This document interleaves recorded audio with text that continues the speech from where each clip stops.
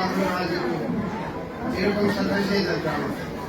তো বাদে আমাদের দেশে একটা কথা আছে যে ডেগর একটা বাঁধ টিপলেও বোঝা যায় যে শীত হয়েছে। তো বাংলাদেশের কি অবস্থা, এটা একটা গ্রাম থেকে বুঝে না। তো আমাকে বর্তমান সময়ে যারা ক্ষমতায় এসেছে, আন্দোলন করেছে, ছাত্ররা ডেকেছিল, আমি তাদেরকে কিছু পরামর্শ দিলাম যে এখন রাষ্ট্র চিন্তা হচ্ছে, রাষ্ট্র মেরামতের কথা হচ্ছে, কিন্তু রাষ্ট্রটা আসলে কি? যে খেতে পারতেছে না, দুপুরবেলা জানে না রাত্রে খাবে কিনা, তার রাষ্ট্র? আর যার 1000 কোটি টাকা ব্যাংকে আছে এবং এই দরিদ্রের প্রতিনিধিত্ব করে ক্ষমতায় গেছে, সেই লোকের রাষ্ট্র কি করে হতে পারে? রাষ্ট্র চিন্তা তুমি কার রাষ্ট্র চিন্তা করো? 30% মানুষের রাষ্ট্র একটা আলাদা রাষ্ট্র, যেটা উপরে 1% মানুষের যে রাষ্ট্র, সেই রাষ্ট্রের সাথে এটা এক না। কিন্তু এই 1% মানুষ দেশ চালাচ্ছে, তারা তাদের জীবনধারাকে রাষ্ট্র বলে ঘোষণা করেছে। এই যে অসাম্য এবং অসম একটা সমাজ, বৈষম্যে ভর্তি একটা সমাজ প্রতিটি গ্রামে আছে, এটার বিপরীতে যদি আমরা না দাঁড়াতে পারি, তাহলে এই দেশে এগিয়ে যেতে পারবো। আল্লাহ তাআলা কোরআন শরীফে বলেছেন, নাহনু নারযুকুকুম ওয়া ইয়্যাকুম, মানে তোমাদের আমরা খাওয়াইয়া রাখবো, তোমরা তোমাদের নারী শিশুদেরকে কবর দিও না, আরবদেরকে উদ্দেশ্যে। তার মানে একটা প্রতিজ্ঞা আছে যে দেশে খাদ্যশস্য থাকবে। এরকম একটা চিন্তা থেকেই আমরা ধানকে, যেটা একটা ফসল দেয়, এটাকে 5 ফসলি করার চেষ্টা করেছিলাম। নাহনু নারযুকুকুম ওয়া ইয়্যাকুম। তো এই প্রতিজ্ঞা কিভাবে হবে? এই প্রতিজ্ঞার জন্য আমাদের কাজ করতে হবে, মাঠে ধান ফলাতে হবে। হয় ধান নয় প্রাণ, এই রবে সারা দেশ দিশেহারা, একবার ঘরে ভুলে গেছে আজ মৃত্যুর ভয়। এটা আমাদের কবিতা। তারপরে লিখেছে, এবার কৃষকের ঘরে ঘরে যাবে সোনালী নয়তো রক্তের রঙিন ধান। মানে কার ঘরে যাবে সোনালী ধান, আর কারো ঘরে যাবে রক্তের রঙিন ধান। মানে ধান ফলাতে ফলাতে সে রক্তাক্ত হবে। দরিদ্র যারা, তারা ধান ফলাতে ফলাতে তাদের ফুসফুস বিদীর্ণ হয়, তাদের হাতে রক্ত ঝরে, তাদের খবর আমরা জানি না। এই এলাকায় এরকম অনেক মানুষ। এবং কি হবে তারপর? দেখবে সবাই সেখানে দাউ দাউ করে জ্বলে বাংলাদেশের প্রাণ। মানে ধানের উৎপাদন এবং ধানের অভাব, এই যে পরস্পর বিরোধী যে সঙ্গীত, যে কবিতা, যে হয় ধান নয় প্রাণ, এই যে সমীকরণ, এই যে স্লোগান, এটা নিয়ে বাংলাদেশ জেগে আছে। কারণ 87,000 গ্রামে আপনি দেখবেন এইটা একটু ধানের একটা সমুদ্র। প্রত্যেকটা গ্রামে ধান চাষ হচ্ছে, মানুষ ধান ফলাচ্ছে। এই ধানের ফলে, লাগানোর ফলে আমরা খেয়ে পড়ে আছি।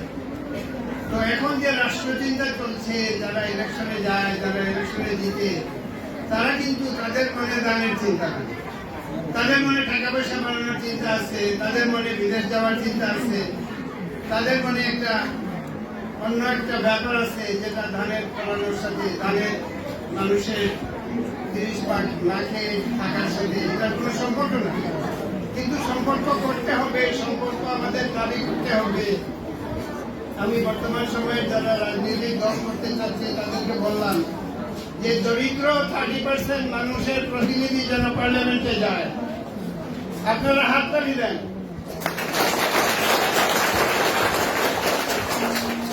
ধনীরা দরিদ্রের প্রতিনিধিত্ব করবে, এটা বন্ধ হোক।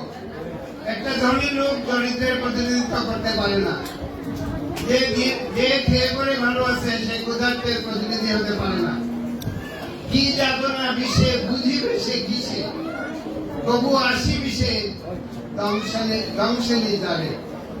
তো ছাত্রদেরকে উদ্দেশ্য করে আমি বললাম, আমার কথা শুনছিল, তারা তো এই কবিতা মুখস্থ নাই। যতদিন ভবে, ভবে মানে পৃথিবীতে, যতদিন ভবে তোমার না হবে, যতদিন ভবে না হবে, না হবে তোমার অবস্থা আমার সম। ঈষৎ হাসিবে, শুনে না শুনিবে, বুঝে না বুঝিবে, যাতনা মম। তো ধনীরা গরিবে যায় যে স্যার টাকা দেন, টাকা নাই, ধনীরা ঈষৎ হাসে, মানে দূর দূর করে না, কিন্তু একটু হাসে। এটা খুবই মানে রহস্যময় একটা হাসি। এই হাসি পরে যদি পকেট থেকে বের করে টাকাটা দিয়ে দিত তাহলে হাসিটা সার্থক হতো। কিন্তু হাসবে, রহস্যময় হাসবে, ঈশ্বর হাসবে, কিন্তু টাকাটা দিবে না এই কারণে যে ক্ষুধার যাতনায় সে নিজে অনুভব করছে যতদিন হবে না হবে না হবে তোমার অবস্থা আমার। তো কৃষকরা তখন কি করবে? সব লোকের খাবার বন্ধ করে দিতে পারে, সবাই একত্রিত হয়ে যদি বলে আমরা ধান ফলাবো না, তো এই দেশ খাবার পাবে কি? বিশ্বাস করেন, আমি হিসাব নিকাশ করছি, এই দেশের কৃষক যদি ধান না ফলায় তাহলে এই দেশে খাওয়ার টাকা, বিদেশ থেকে কেনার টাকা এই দেশে হবে। এই দেশের অবশ্য সব মানুষ না খেয়ে। তো যে এলাকার কথা আমরা বলতেছি, আমি ফিরে আসি এখানে হাজিপুর শরীফপুর ইউনিয়ন, ধান ফলানোর এলাকা। এখানে পঞ্চব্রীর হয়েছে, এটা পঞ্চব্রীর দেশ। আমি একটা ব্যানার লাগাইছি, পঞ্চব্রীর দেশ কালিহাটি, পঞ্চব্রীর দেশ পাইকপাড়া, এরকম রেখে আপনাদের কলেজে জুড়ে দেব। আর অবশ্যই আপনাদের মাঠে লাগানোর জন্য আমরা পঞ্চব্রীর সিট দিব, এখানে লাগাবেন। বিদেশিরা এসে যেমন আমার গ্রাম থেকে হাজিপুর এখানে বসে, এই কলেজের প্রাঙ্গণে এটা হতে পারে। বা আমাদের গবেষণা করে আমরা যা করেছি, অন্যান্য শস্য করেছি, সবকিছু এই কলেজকে দিব। আমি এখন সংক্ষিপ্ত করব বক্তব্য। আমি ভবিষ্যতের কথা বলি যে আমি ব্যক্তিগতভাবে এবং আমার যে পরিচিত জন তাদেরকে নিয়ে কলেজের জন্য আমি কি করতে পারি। 1 নম্বর হলো অন্তত 10 জন ছাত্রকে আমরা তাদের মান্থলি বেতনটা দিয়ে দেবো যারা এই কলেজে পড়তে হবে। 10 জন ছাত্র ছাত্রী, যেহেতু বেশি ছাত্রী এই কলেজে যদি পড়ে তাহলে আমরা তাদের বেতন দিয়ে দেবো। এইবার 10 দিয়ে শুরু করবো, পরের বছর আবার 20 করবো, এইভাবে বাড়াতে থাকবো, টাকা পয়সা বেশ। 2 নম্বর হচ্ছে অন্তত একজন টিচারকে, বিজ্ঞানের টিচার, আইসিটি টিচার, এখন একটা স্যালারির সমস্যা আছে, স্যালারিটা আমরা দ্বিগুণ করে দেবো একজন শিক্ষকের। এবং পরের বছর বা আগামী বছর হতে পারে, অন্তত প্রতিজ্ঞা এমন কিছু করতে চাই না যেটা করবো না, তো একজনকে অন্তত করবো। 3 নম্বর হচ্ছে হেডমাস্টার সাহেবের সাথে, প্রিন্সিপাল সাহেবের সাথে কথা হচ্ছিল যে এখানে লাইব্রেরি আছে কিন্তু বই নাই, আমরা এখানে পরিপূর্ণ একটা লাইব্রেরি করে দেব। কারণ শিক্ষকরা, ছাত্ররা আসবে, ক্লাসরুমে ক্লাস করবে, কিন্তু কলেজে কোনো বই নাই, এটা তো ভালো থাকে। অবশ্যই আমরা একটা বই সূচনা করবো এবং 2-3 দিনের মধ্যে আমরা বইয়ের প্রথম অংশ চালান এখানে পাঠিয়ে দেব। আমরা আগামী 3 মাসের মধ্যে ছাত্ররা যাতে কম্পিউটারে গিয়ে ইন্টারনেট করতে পারে, অন্তত একটা কম্পিউটার আমরা দিব এবং আমরা ওয়াইফাই এর মাধ্যমে বিভিন্ন আমাদেরকে একটা নিয়ম আছে, একটা টেকনোলজি আছে, ওইটা বন্দোবস্ত করে দিব যাতে সবাই ইন্টারনেটে গিয়ে হাই স্পিডে দেখতে পারে। এখানে আইসিটি টিচার আছে, তার মাধ্যমে নিয়ে আগামী মাসখানেকের মধ্যে আমাদের সভাপতি মহোদয় আছেন, নুরুল চৌধুরী আছেন, ওনার সাথে আলোচনা করে, প্রিন্সিপাল সাহেবের সাথে আলোচনা করে আমরা একটা প্রযুক্তি এবং বিজ্ঞান মেলা করব। প্রযুক্তি এবং বিজ্ঞান মেলা এই প্রাঙ্গণে করব, বৃষ্টি আসার আগে করব। ঢাকার মানুষ, আমার কাছে অনেক বিদেশি মানুষ এসে, তারা যারা আমার বাড়িতে আসবে তারা এখানেও আসবে, একটা প্রদর্শনী থাকবে, পঞ্চব্রী গান দেখবে, আমাদের অন্য অনেক কিছু আছে এই মাঠে দেখবে। কম্পিউটারে ছাত্ররা লেখাপড়া করছে, বই পড়ছে, সব দেখতে পাবে। এইভাবে এই কলেজটা, এই যে ছাত্র কমে যাচ্ছে, এটা বন্ধ হবে। এই সমস্ত অ্যাক্টিভিটির কারণে এই কলেজটা আকর্ষণীয় হয়ে উঠবে। এবং আমরা Abdul Rahat college support group, মানে একটা হোয়াটসঅ্যাপ গ্রুপ করবো, সেখানে আমি বিভিন্ন দানশীল মানুষকে আহ্বান জানাবো, তারা আসবে, দেখবে, তারা টাকা প্রডিউস করবে। এই যে ফান্ড রেজিং এর যে তরিকাটা আছে, এটা আমরা আন্তর্জাতিক ভাবে, যে আমার বোন এখানে আছে লন্ডনে, আমি স্কটল্যান্ডে আমাকে নিয়ে অনেক প্রোগ্রাম হয়, ওইখানে আমরা Abdul Rahat college fund raising একটা আন্দোলন শুরু করে দেবো, স্কটল্যান্ডে শুরু করে এপ্রিল মাসে আমি লন্ডন যাব এবং সারা ইউকে ব্যাপী আমরা রোড শো করবো, প্রত্যেকটা শহরে যাবো, বার্মিংহামে যাবো, কার্ডিফে যাবো, ম্যানচেস্টারে যাবো, একটা কাফেলার মধ্যে যাবো, বিভিন্ন কথা নিয়ে যাবো, পঞ্চব্রী গানের কথা নিয়ে যাবো, এই কলেজের কথা ঢুকাই দিই। কেন আমরা এগুলা করবো? এর কারণ হচ্ছে এটা করার কোনো বিকল্প নাই। এটা করার পরে যে আমি খুব প্রাধান্য হয়ে গেলাম এটা আমি মনে করি। আমি মনে করি এটা আমাদের দায়িত্ব। কোরআন শরীফে আছে আরেক জায়গায় যে ওয়াইনা সাইলা ফালা তাল্লা। এই সাইল কথাটা খুব জরুরি একটা কথা। যে কেউ সাইল হতে পারে, এই কলেজ একটা সাইল হতে পারে। যে কিছু চায় সে সাইল, তাকে লাখ আঘাত মানে তাকে রিফিউজ করা যাবে না। কেন রিফিউজ করা যাবে না? কারণ এই ধন সম্পদ কোনোদিনই কোনো ব্যক্তির না। ধন সম্পদ সব আল্লাহ তাআলা এবং মানুষ হচ্ছে কাস্টোডিয়ান। এবং এটা যে শুধু কোরআন শরীফে আছে না, এটা আমাদের কবিতায়ও আছে। রবীন্দ্রনাথ লিখেছিলেন মুঘল সম্রাট শাহজাহানকে উদ্দেশ্য করে যে এ কথা জানিতে তুমি ভারত ঈশ্বর শাহজাহান, কাল স্রোতে ভেসে যায় জীবন যৌবন ধন মান। মানে কাল স্রোতে কি ভেসে যায়? জীবন যায়, যৌবন যায়, ধন যায়, মাল যায়। শুধু তো অন্তর বেদনা চিরন্তন হয়ে থাকে। মানুষের যে বেদনা, হীরা মুক্তা মণি মাণিক্যের ঘটা শূন্যের প্রান্তরে ইন্দ্রনীল যেন ইন্দ্রধনুচ্ছটা যায় যদি লুপ্ত হয়ে যাক, শুধু থাক এক বিন্দু নয়নের জল, কালের কপোত্তরে শুভ্র সমুদ্র এ তাজমহল। এই যে আব্দুল আহাদ, এই প্রত্যেকের একটা তাজমহল প্রজেক্ট আছে। প্রত্যেক মানুষের একটা মানুষ যখন একটা স্তম্ভ তৈরি করে মাটিতে শস্য ফলায়, নিজের বেঁচে থাকার বাইরে যখন ক্ষুদ্র একটা জিনিস করে, এটা তার ব্যক্তিগত তাজমহল। তার তাজমহল বানানোর দরকার।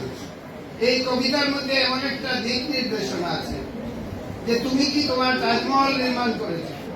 তাজমহলটা কি? শুধু তবে অন্তর বেদনা চিরন্তন হয়ে থাকে।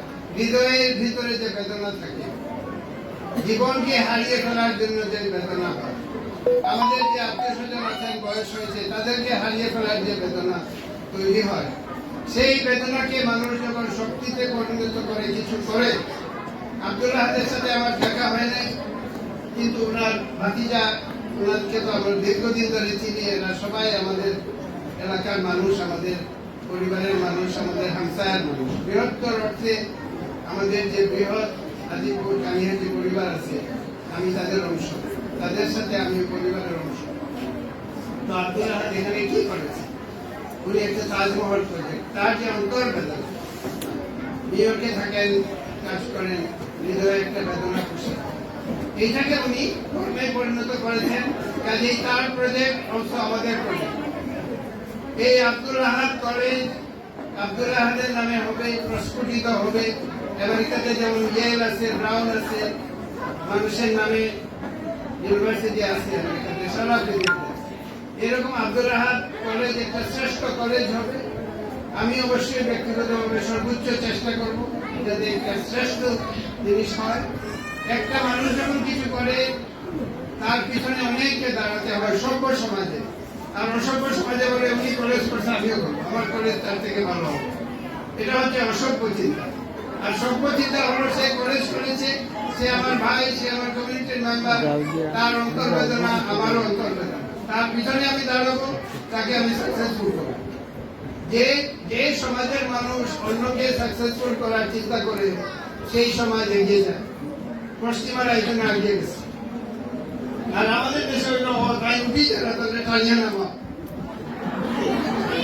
তাই তো বাক্যারা বই গেছে, এখন সাইজ করিল, সাইজ করবে, মানে তাকে কেটে ছোট করে দিচ্ছে। এইগুলো থেকে আমাদের বেরিয়ে আসতে হবে। এই সভা থেকে আমরা যেন প্রতিজ্ঞা করি যে আমরা প্রত্যেক দিন অন্যের জন্য কিছু করব। প্রত্যেক দিন আমরা একটা লিস্টি করবো যে আজকে আমি অন্যের জন্য কি করলাম।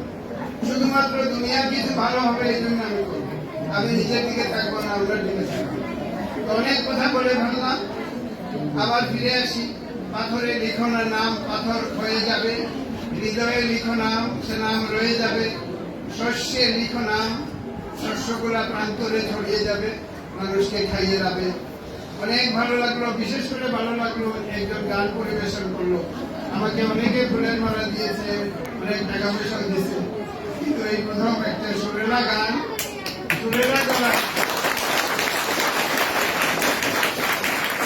এই গানের মধ্যে সুর আছে, সুর এবং সুরের অভাব আমি গানের মধ্যে বুঝতে পারি, তাই না?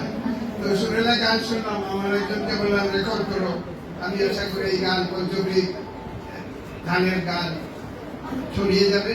এই বলে আপনাদেরকে সবাইকে অনেক সালাম এবং শুভেচ্ছা জানিয়ে আমার বক্তব্য শেষ করছি।